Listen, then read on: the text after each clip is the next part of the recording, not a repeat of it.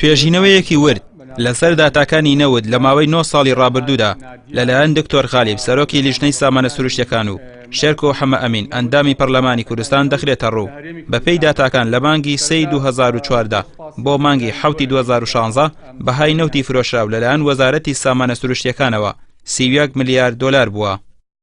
بەپێی ئەم راپۆرتە دارایی ساڵانەی 2013 کۆتایی 2013 یعنی حسابی 2014 بۆکرێت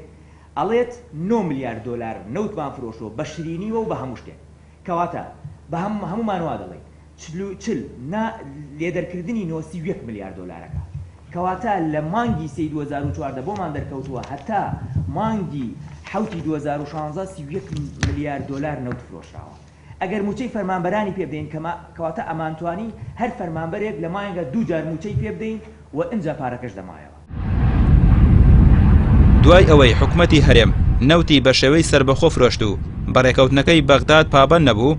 لە دوای مانگی 3 2014 لە داهاتی ناوخۆ نەوت هەرێم موچەی فەرمانبەرانی دابین کرد تا کۆتایی ساڵی 2015 کە بڕی موچەی فەرمانبەران 14 تریلیۆن و 110 ملیار دینار بووە. دواتر لە مانگی 1 2016 حکومەت سیستەمی پاشەکەوتی موچەی ڕاگەیاند. بەپێی داتاکان لە ئێستادا حکومەت پێویستی بە 2 تریلیۆن و 600 ملیار دینارە بۆ ئەوەی تەواوی موچەی مانگانەی فەرمانبەران دابین بکات. ئەمەش لە کاتێکدا کە تێکڕای داهاتەکانی هەرێمی کوردستان لە ساڵی 2014 تاوەکو ئێستا 73 ملیار دلار بووە و بەپێی لێکدانەوەکانیش ئەگەر تەنها 8 ملیار دلاری بۆ موچە و خەرجەکانی حکومەت تەرخان کرابێت ئەوە چارەنووسی 65 ملیار دلاری داهاتی حکومەتی هەرێم لەو ماوەیەدا نادیارە. خەتەرترین شت ئەوەیە کە لە ڕاستیە ئەم بڕیاری 64 کە بیدعی پاشەکەوتی تا دەهێنراوە کاڵێ مانگانە و بە شێوەیەکی دادپەروەرانە هیچی جێبەجێ نەکراوە و لە کۆتایی ساڵا بەپێی زانیاریەکان کۆتایی ئەم ساڵ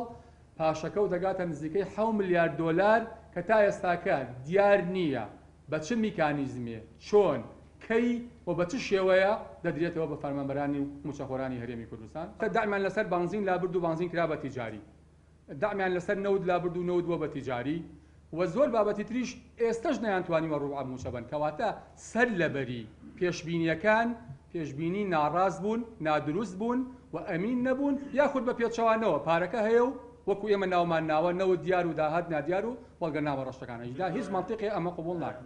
داتاکان دەری دەخەن لەو چەند ساڵەدا حکومەتی هەرێم تەنها ئاماری فرۆشتنی نەوتی بڵاو کردوتەوە و داهاتەکەشی شاردۆتەوە